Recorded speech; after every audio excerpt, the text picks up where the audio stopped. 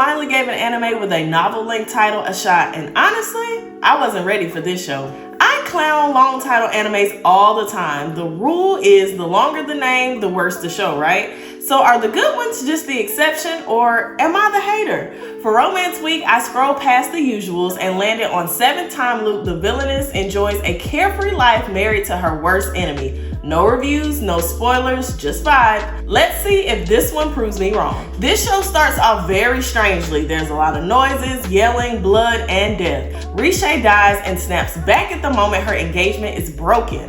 The kicker is she's done this 7 times. From there, the show starts off with her walking us through her different lives, which includes the opening scene. This round, she crosses paths with Prince Arnold Hein, the guy tied to the wars that killed her in her past lives, and he proposes. We watch Rishe live life using the skills she picked up in the previous loops. If you've ever watched an anime with a title that's a paragraph, tap the like so the algorithm knows we exist.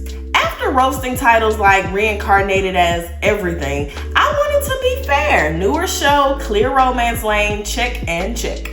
I went in with 0 expectations. Now here's where I eat my words. If you're wondering how I ended up here, here's how. I do judge books by their covers. Literally, a cute cover at the library, I'm reading it. Anime is similar. I pick from Chatter, Rex, or if the main character has white hair, y'all know how I do.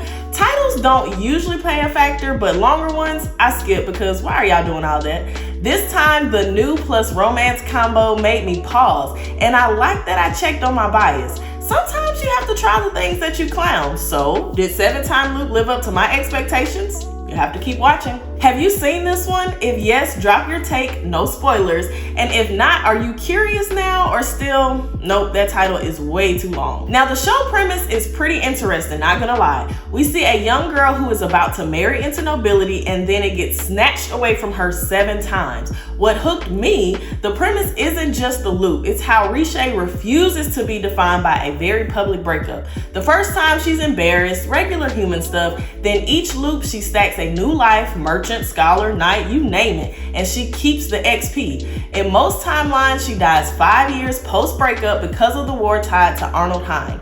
In one, he literally kills her when she's undercover as a male knight. In loop 7, she flips the script, takes his proposal with conditions, and starts applying everything she's learned in all of her past lives. Now me, I am pro-woman, of course, always. So I love seeing her really live for herself and take destiny into her own hands each life. She realizes that she has to live for herself on her own terms because she knows that she doesn't have a whole lot of time left. It makes you wonder, if you knew exactly when you were going to die, how would you choose to live your life? And why are you waiting when you can do it now? Would you have taken Arnold's deal to try to change the future? Yes, and play the long game, or no, he's the ops. Now, even as a romance girl, I like that the love story is actually secondary to Rishe's agency. I was low-key blown away and I was so glad I tried it. The only drawback is that it moves fast and some of the world building kind of flies by. Also, as of today, there's no season 2 announcement, so we're in limbo.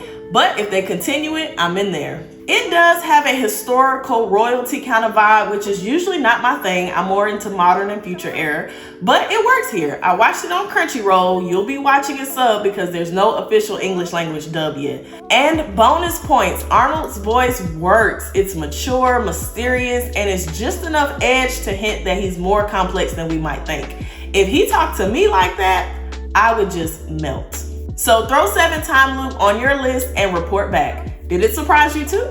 So what do you think? The longer the name, the worse the show, or does the exception make the rule? Make sure you hit that subscribe button so you don't miss out on any updates. If you want to check out another new romance show with a little bit of push and pull, watch my video on Honey Lemon Soda. It's a perfectly sweet story. When one arc ends, another one begins. See you next time.